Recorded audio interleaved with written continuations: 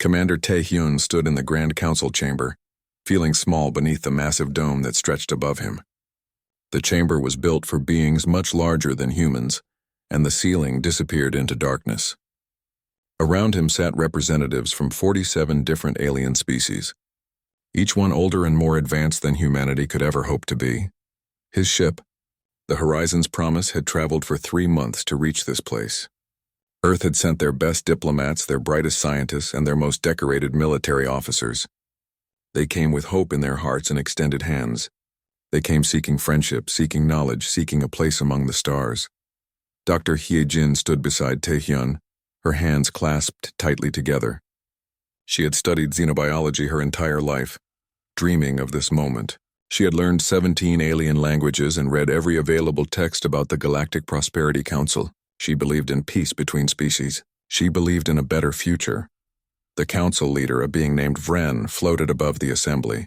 Its crystalline body pulsed with colored light, each flash a word in its language. A translator device turned those lights into words humans could understand. "We have reviewed your petition," Vren announced. The lights in its body shifted from blue to harsh red. "Humanity requests membership in our council. You wish to join a civilization that has maintained peace for 12,000 years. Tae-hyun nodded respectfully. "Yes, council leader. Earth seeks only to learn from you, to contribute what we can, and to join the community of civilized worlds." Laughter echoed through the chamber. At least that was what the translator called it. Each species made different sounds, but they all meant the same thing. They were mocking him.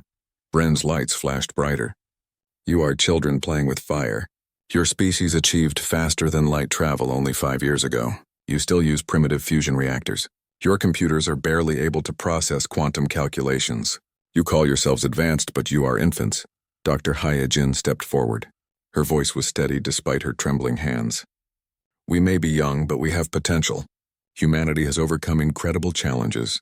We survived ice ages, plagues, and wars. We learned to work together, to unite our world under one government. We have so much to offer." Another council member spoke, a reptilian creature with 6 eyes. "You survived wars? How many wars has your species fought?" Hye-jin hesitated. "Throughout our history are thousands." The chamber erupted in more sounds. Clicking, buzzing, roaring, all of it translated as disgust. "Thousands of wars," Vren repeated. Its lights pulsed angry orange. "The species in this council have not fought each other in 12,000 years. Do you understand? 12,000 years of peace.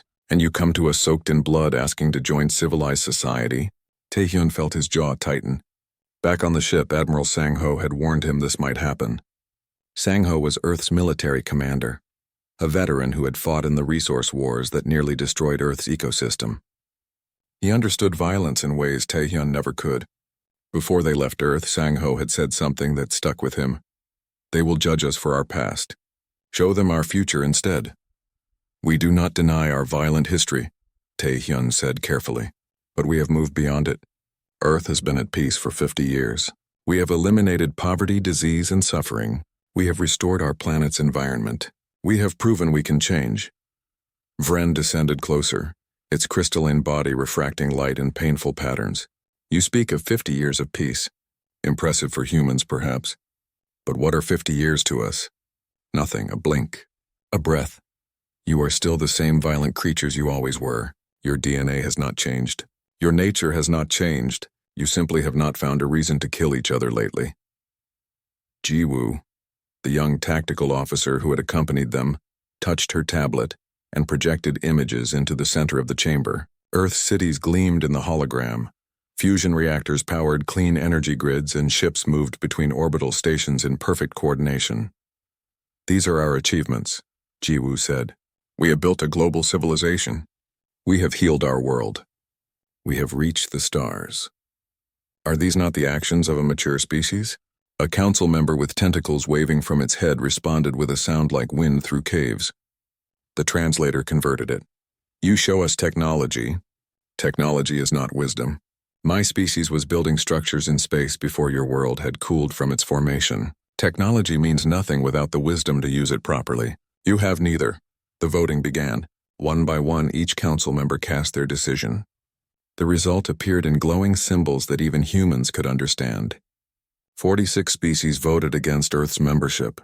Only one small species, barely noticed in the back, voted in favor. Taehyun felt something break inside him. Not his spirit, but his hope.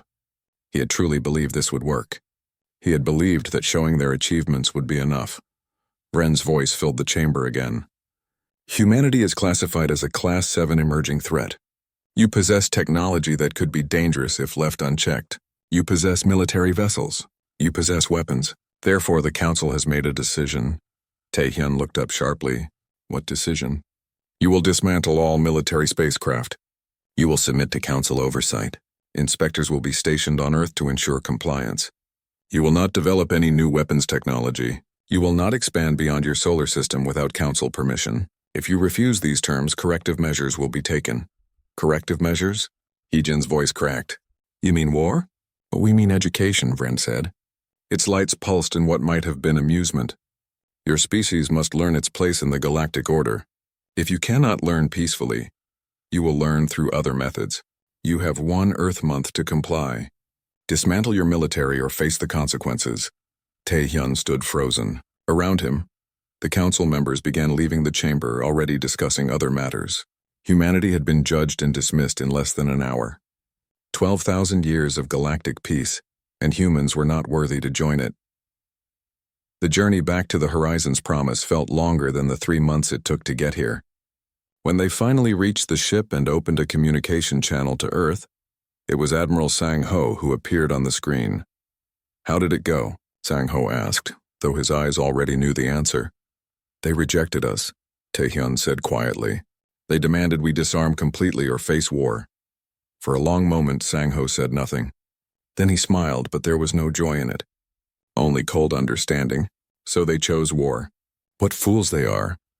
Admiral, they have technology thousands of years more advanced than ours. They have 47 species with thousands of warships. If we refuse their demands, then we refuse, Sang-ho interrupted. Taehyun, humanity spent 50 years preparing for peace, but we spent 10,000 years learning how to survive. They have forgotten what it means to fight for survival. We never had that luxury. The transmission ended. Earth's response would be sent to the Council within days. Taehyun already knew what it would say. Humanity would not disarm. Humanity would not submit. And the Council, in their arrogance, had no idea what they had awakened. 3 months had passed since Earth refused the Council's ultimatum. 3 months of preparation, of moving assets, of quiet conversations in dark rooms. 3 months of humanity holding its breath and waiting.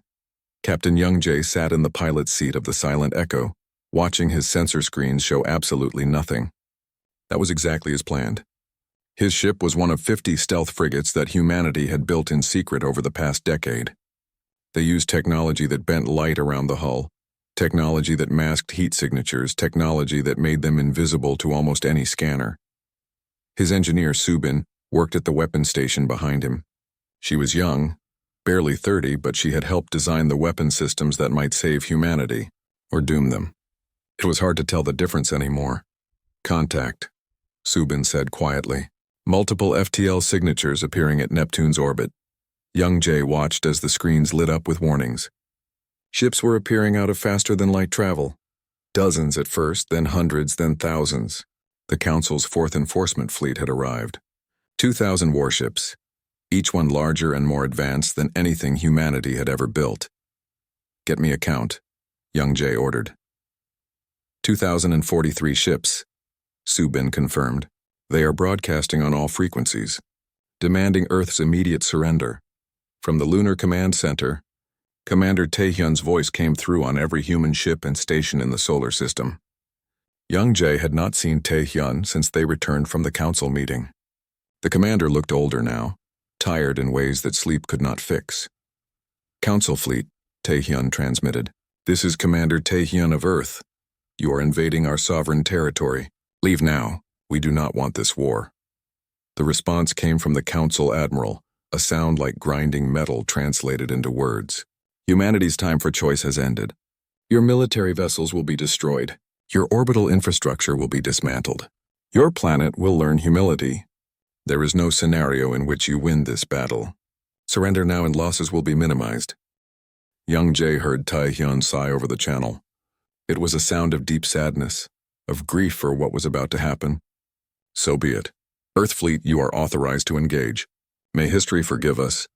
The Council fleet began moving inward from Neptune's orbit, their formation perfect and their confidence absolute.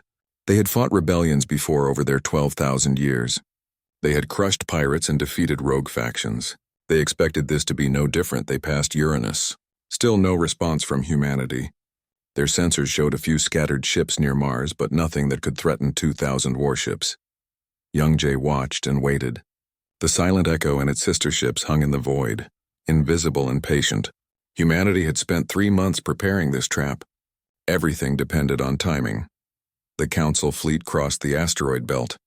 That was when everything changed. Thousands of asteroids suddenly came to life. What the Council thought were simple rocks were actually weapons platforms, each one covered in stealth coating and powered down to avoid detection. Now they activated, their targeting computers locking onto Council ships. Engineer Subin had designed the weapons they carried. She called them relativistic kill vehicles, though most people just called them mass drivers. They were simple in concept. Take a chunk of dense metal, accelerate it to a significant fraction of light speed, and fire it at the target. At those speeds, it did not matter how strong your shields were. Physics became the weapon. A small projectile moving at 30% of light speed carried more destructive energy than nuclear weapons. And humanity had built thousands of these platforms. The Council fleet had no time to react. The mass drivers fired in a coordinated salvo, thousands of projectiles crossing the void in seconds. Council ships exploded, their shields overloading instantly, their hulls vaporizing from the kinetic impacts. In 7 minutes, 800 Council ships were destroyed. The Council admiral finally understood the danger. Orders went out to retreat, to regroup, to reconsider. But humanity had spent 3 months planning for this exact moment. The retreat vectors were mined with weapons platforms. Every exit from the inner solar system had become a kill zone. Now, Young Jay said quietly, the Silent Echo and 49 other stealth frigates dropped their camouflage. They appeared on Council sensors suddenly, surrounding the enemy fleet like predators emerging from tall grass. The Council ships tried to target them, but human point defense systems shot down incoming fire while human ships twisted and dodged with maneuvers that should have killed their crews. Subin activated their primary weapon. She had named it Prometheus device after the human myth of stealing fire from gods. It was an antimatter warhead wrapped in time-dilated stasis fields, technology humanity had developed by pushing physics to its absolute limits. The device detonated inside the Council formation. Matter and antimatter annihilated each other, releasing energy equivalent to a small star. The stasis field contained the blast for exactly 3 seconds, letting it build to impossible intensity before releasing it all at once. 200 Council ships simply ceased to exist. The battle lasted 4 hours. When it ended, only 13 Council ships escaped to tell the tale. The rest were debris, floating reminders of what happens when arrogance meets desperation. Young Jay sat in his pilot's seat, breathing hard. The Silent Echo had taken damage, but they had survived. Around him, his crew was silent. They had just killed thousands of alien beings, maybe tens of thousands. It did not matter that it was self-defense. It did not matter that Earth had begged them to leave. Blood was blood. On Earth, Admiral Sang-Ho stood in the command center watching damage reports come in. They had lost 2 orbital stations and 1 asteroid base, 300 human lives. In exchange, they had destroyed one of the Council's enforcement fleets. But there was no celebration in the command center. Everyone knew what this meant. Dr. Hyojin stood beside Sang-Ho, tears running down her face. "They will send more," she whispered. "They will send everything they have." Sang-Ho nodded slowly. "Yes, we proved we can fight. Now we have to prove we can win." Taehyun appeared on the command center's main screen from the lunar base. His face was gray, aged by stress and responsibility. "We just killed thousands of beings who came here believing they were enforcing justice. We destroyed a fleet that has kept peace in this galaxy for millennia. What have we become?" "Survivors," Sang-Ho replied simply. "They gave us a choice, die on our knees or fight on our feet. We chose to fight. History will judge whether we were right." Across the galaxy, the news spread faster than light itself. Humanity, the primitive species, the violent children who were not worthy of the Council, had destroyed an enforcement fleet. Species that had never questioned the Council's power suddenly had questions. Species that had submitted without resistance wondered if they should have fought instead. And in the Council's Grand Chamber, where Vren had once mocked humanity's achievements, emergency sessions were called. Representatives who had dismissed Earth as insignificant now screamed for vengeance. The Council had maintained peace for 12,000 years through overwhelming force and certain victory. Humanity had shattered that certainty. Vren's crystalline body pulsed with angry red light. Mobilize every fleet. Call in every ship. Humanity must be destroyed completely, utterly, and without mercy. They must serve as an example to anyone who dares challenge the Council's authority. 30 enforcement fleets began moving toward Earth. 50,000 warships, the largest military operation in galactic history, all aimed at one small blue planet. Humanity had 3 months before they arrived. 3 months to prepare, to build, to do the impossible. Admiral Sang-ho looked at the projected timeline and allowed himself a small, grim smile. 3 months was more than enough time. After all, humanity had spent 10,000 years learning how to kill each other. Teaching aliens the same lessons would be easy. Nari had not slept properly in weeks. She stood in the massive underground factory on Earth's moon, watching machines build more machines. The production line stretched for kilometers, automated systems working without rest to create the weapons that might save humanity. She was a civilian, not a soldier. Before the war, she had designed artificial intelligence for medical diagnostics and traffic management. Now she designed AI that killed. The transition had been easier than she wanted to admit. The things being built around her looked simple. Each unit was roughly the size of a ground car, shaped like a smooth sphere with weapons ports and thruster arrays. They had no crew, no life support, no wasted space. They were designed for one purpose: to destroy enemy ships. Nari called them wasps. Admiral Sang-ho called them humanity's survival. The Council would call them impossible. Ji-woo, now Earth's tactical director despite her young age, walked through the factory with Nari. She had proven her genius during the first battle, coordinating the defense that destroyed the Fourth Fleet. Now she was planning something far more ambitious. How many do we have? Ji-woo asked. Nari checked her tablet. 412 million units completed. Another 100 million will be ready before the Council fleet arrives. Ji-woo did the math in her head. 50,000 Council ships. We will have over 10,000 drones for every enemy vessel. The numbers are on our side. Numbers only matter if the strategy works, Nari replied. These drones are smart, but they are not miracle workers. The Council has shields we barely understand, weapons that can sterilize planets, and 12,000 years of military experience. And we have desperation, Ji-woo said. That counts for something. The Council's 30 enforcement fleets arrived 6 months after Earth's ultimatum had been rejected. They came from multiple vectors, surrounding the solar system completely. 50,000 warships, each one a fortress of advanced technology, each one crewed by beings who believed victory was certain. The Council's Supreme Commander, a being named Kravos, transmitted to all human channels. You fought well against one fleet. But this is not one fleet. This is the combined might of galactic civilization. Surrender now. Accept Council authority, or watch your world burn. Commander Taehyun responded from Lunar Command. He looked exhausted but determined. We asked for peace. We begged you to leave us alone. You chose this war, not us. Now face the consequences. The Council fleet began advancing from all directions simultaneously.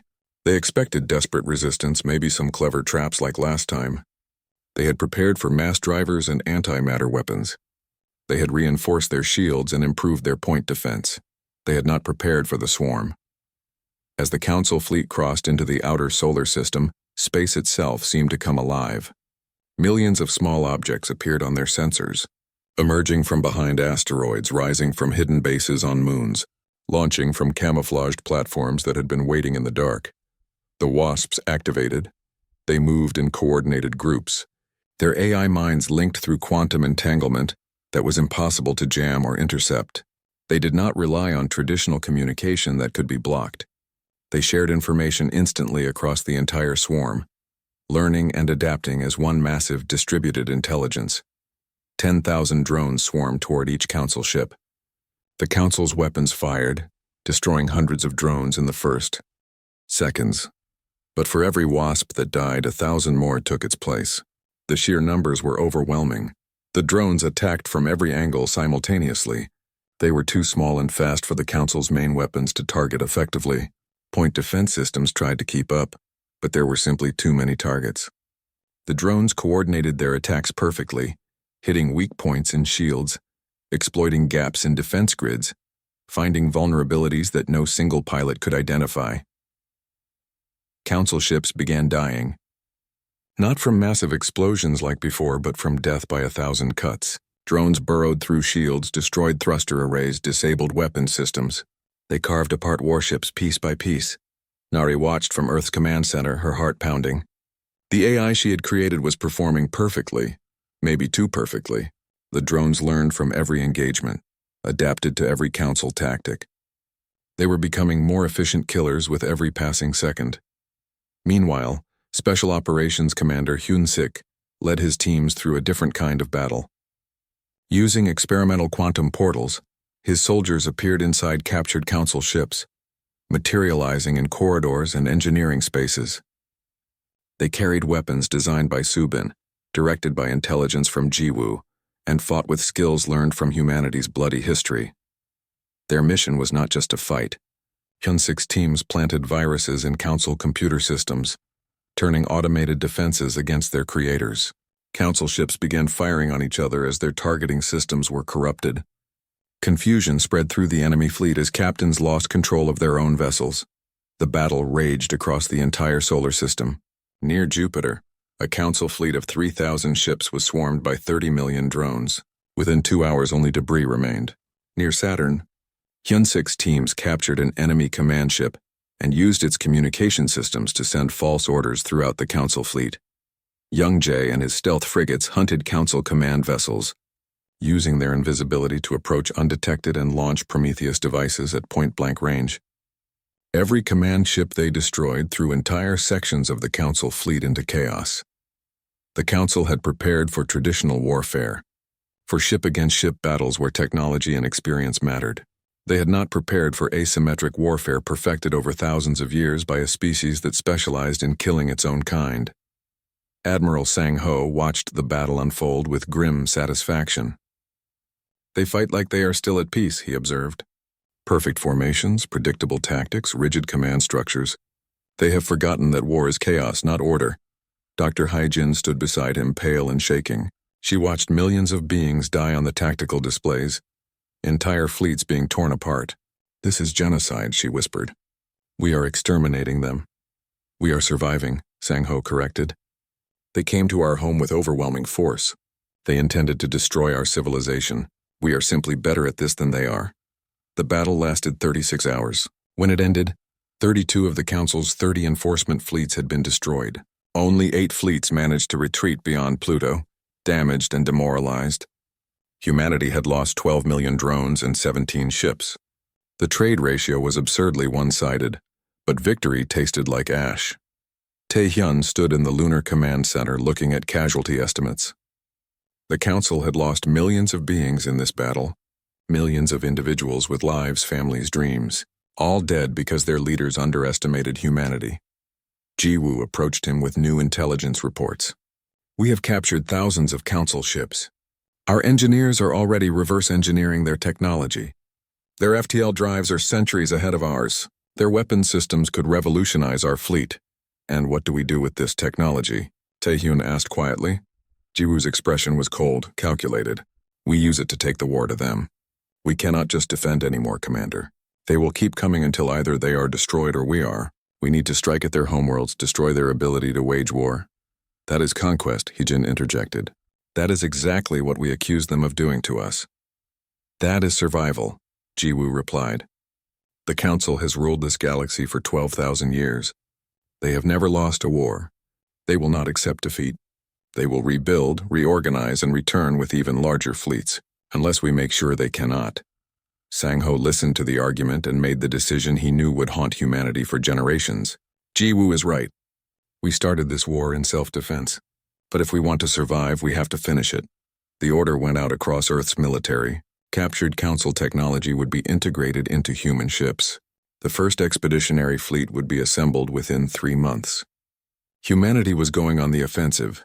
Nari watched her wasps return to their bases, their AI minds already processing lessons from the battle. They had learned how to kill more efficiently. They had learned tactics and strategies that made them even more dangerous. She had created monsters to fight monsters.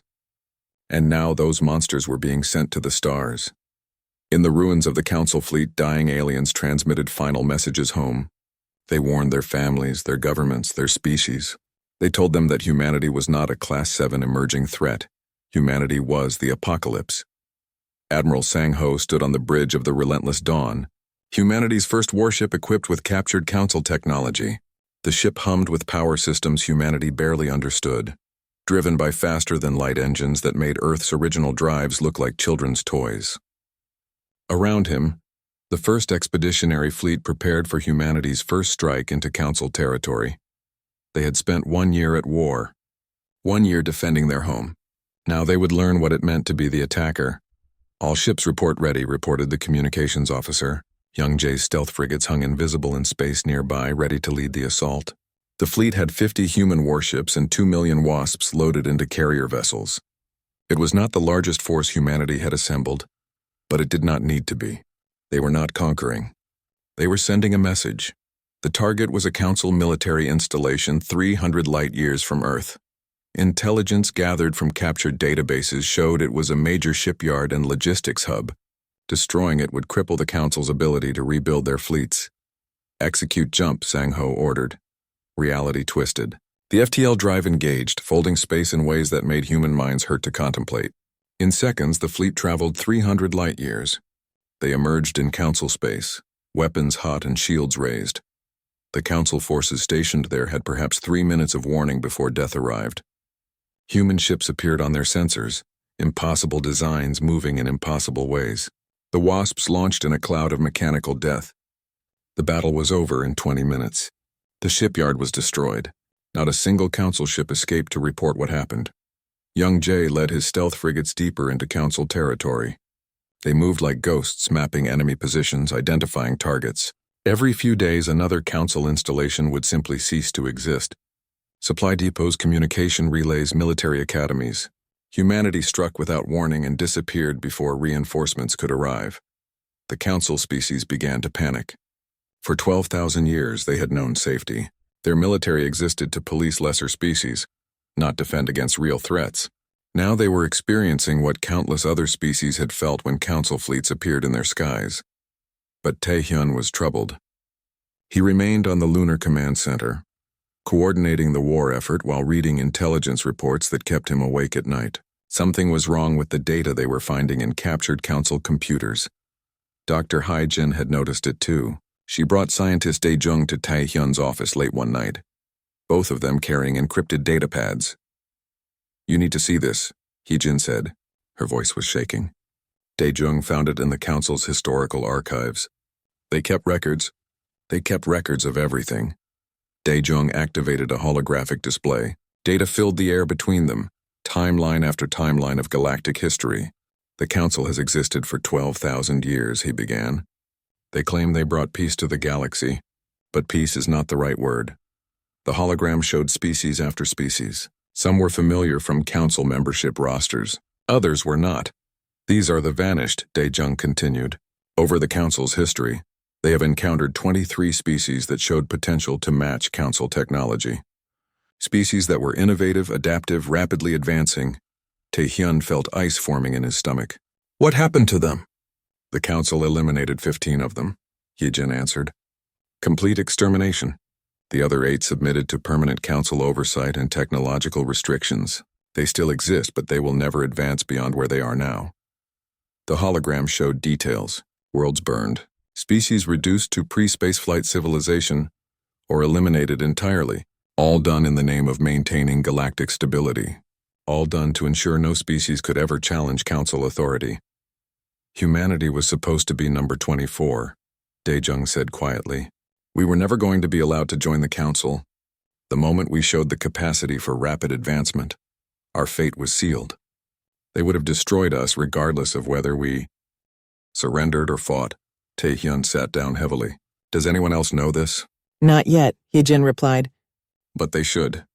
Everyone should know what the Council really is. They are not peacekeepers. They are predators who eliminate competition. Taehyun made a decision that would change galactic history. Release it, all of it. Broadcast it on every frequency we can access. Let every species in Council space know the truth. The transmission went out 3 days later. Heejin narrated it herself, her voice calm but passionate as she detailed the Council's dark history. Evidence from their own archives showed species after species being systematically destroyed or crippled. The broadcast reached every corner of Council space. The reaction was immediate and catastrophic.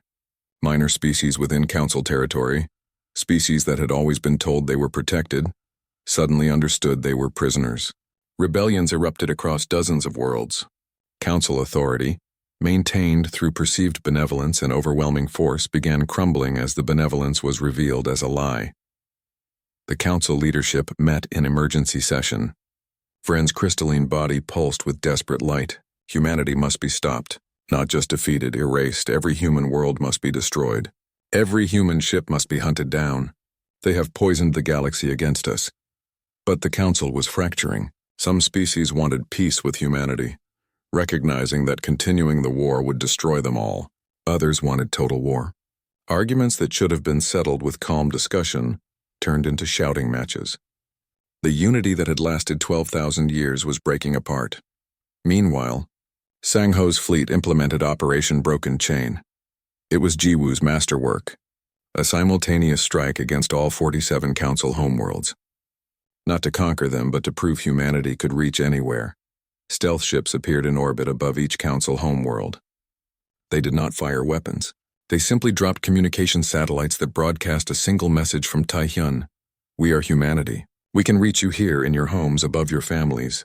We do not want to destroy you. We want you to stop trying to destroy us. The war ends when you choose peace. The psychological impact was devastating. Every Council species suddenly understood they were vulnerable in their own systems. The military might that had protected them for millennia had failed completely.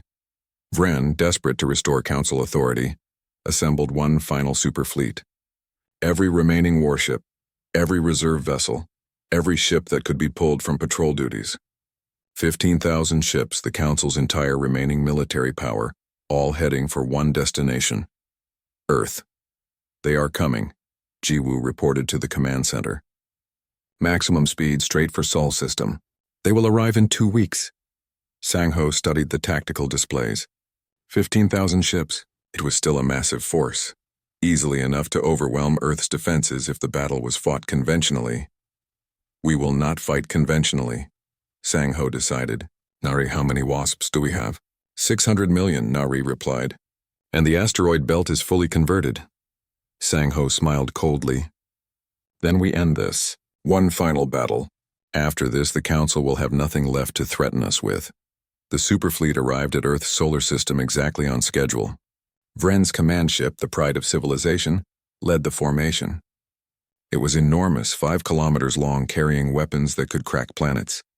Vren transmitted to Earth one final time. Your tricks will not save you now. We have come prepared for your drones, for your stealth ships, for your clever traps. We will break your world and ensure no species ever dares to challenge the Council again. The battle that followed would be remembered for 10,000 years. The wasps swarmed the Council fleet in numbers that blocked sensors. The entire asteroid belt, converted into weapon platforms over months of preparation, fired simultaneously. Young Jae's stealth frigates targeted command vessels. Hyunsik's teams boarded the Pride of Civilization itself. The Council fleet fought desperately, but they were fighting an enemy that had mastered war through necessity. Earth's orbital defenses took heavy damage. Luna Base was partially destroyed. Thousands of humans died, but the Council fleet was annihilated. The Pride of Civilization crashed onto Earth's surface, its hull broken and its crew dying. Taehyun led a team into the wreckage personally. He found Vren in the command chamber, its crystalline body cracked and dimming. How? Vren's lights pulsed weakly. How did primitives defeat us? Taehyun knelt beside the dying being. You called us primitive because we still knew how to fight. You forgot what survival costs. We never had that luxury. You maintained peace through dominance. We survived through adaptation. That was always going to be the difference. Vren's light faded completely. The war was over. The Council's military was destroyed. But the galaxy was broken and humanity would have to decide what came next. 18 months. That was how long the war lasted. 18 months from first contact to final victory. In that time, humanity transformed from hopeful explorers into something the galaxy had never seen before. Now, standing in the ruins of the Council's civilization, they had to decide what they would become next. Commander Tae-hyun sat in the rebuilt Lunar Command Center, looking at reports from across Council space. The news was grim. 3 of the Council species had gone extinct during the war, their populations too small to recover from the losses. 7 more had regressed to pre-spaceflight civilization, their infrastructure destroyed and their knowledge lost.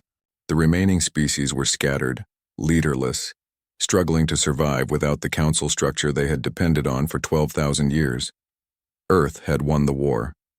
But victory looked a lot like devastation. Dr. Hee-jin stood beside him reading the same reports. She had aged visibly during the war, her hair now streaked with gray despite being only 40. "We did this," she said quietly. "We broke an entire galactic civilization." "They broke themselves," Tae-hyun replied.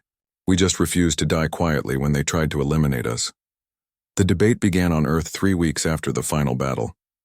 The United Earth government called a special assembly, inviting representatives from every surviving Council species.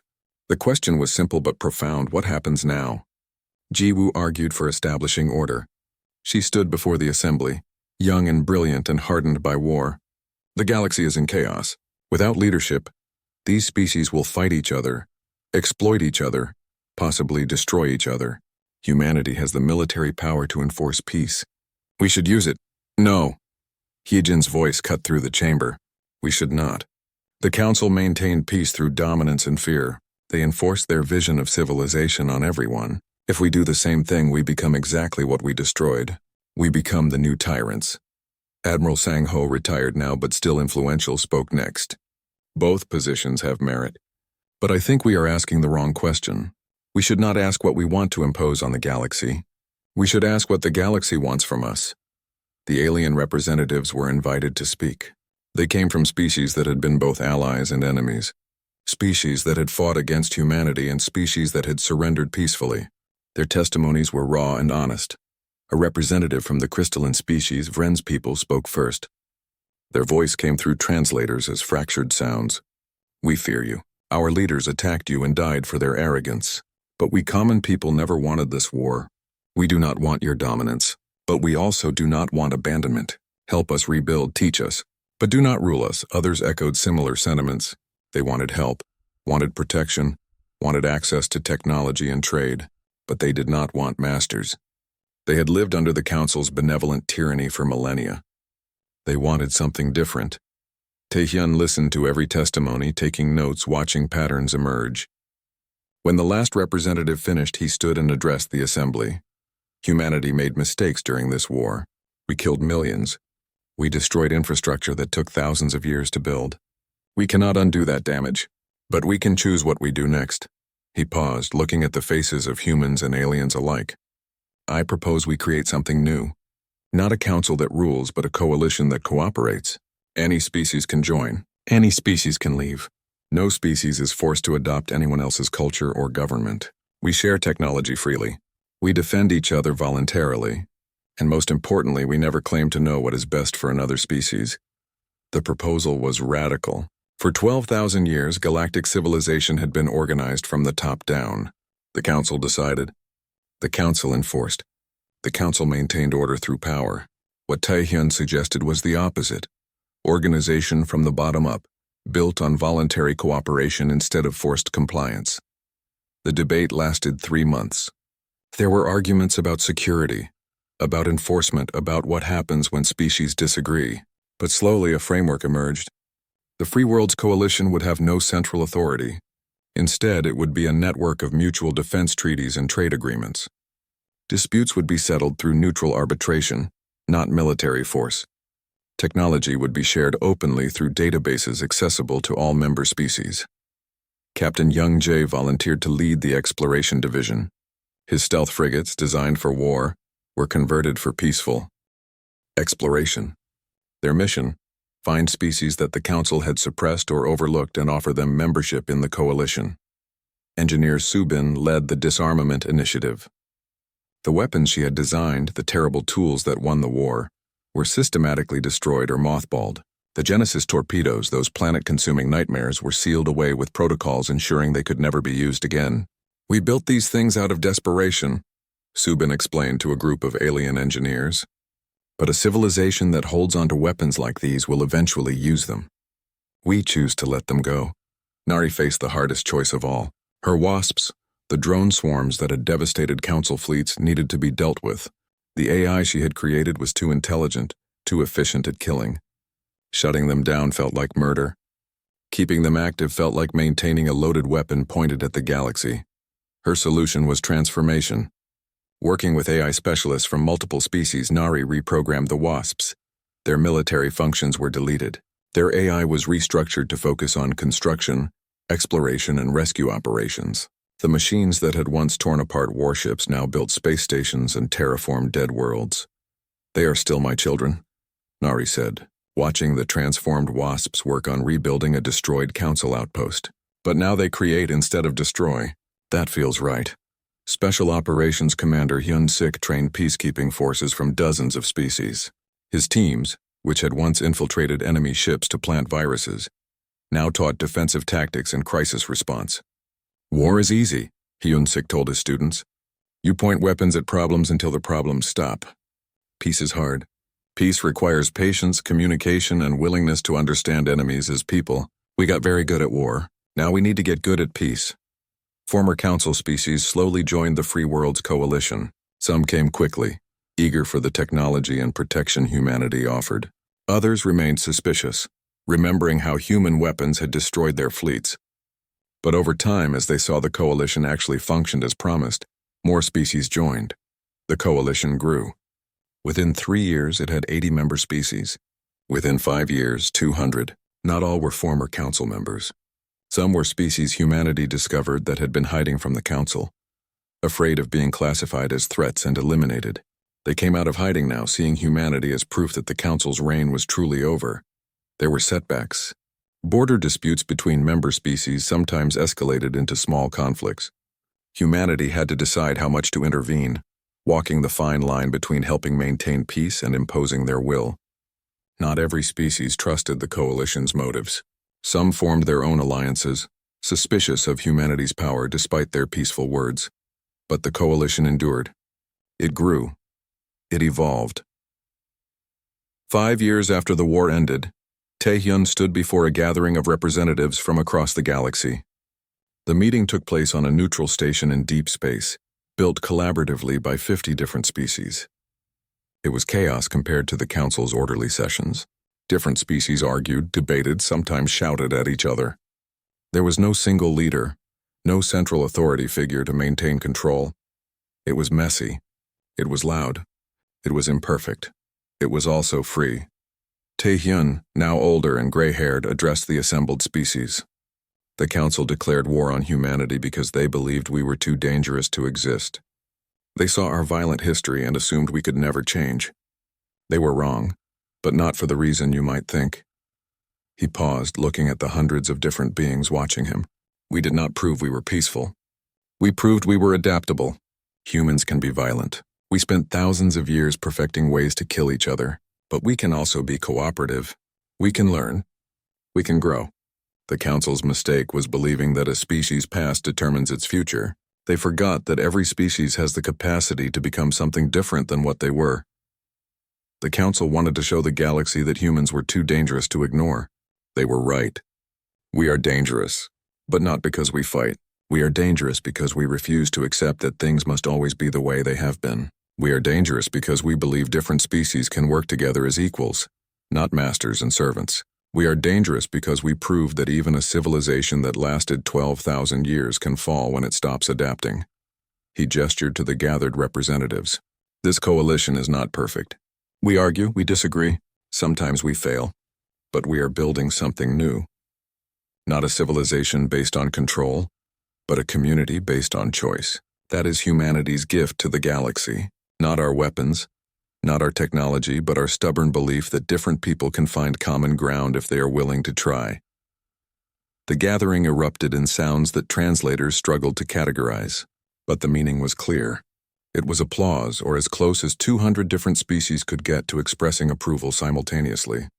Later, standing on the observation deck of the station, Taehyun watched ships from countless worlds moving through space, trade vessels, exploration craft, passenger transports. The galaxy was alive with activity, no longer frozen in the Council's rigid peace but flowing like a living thing.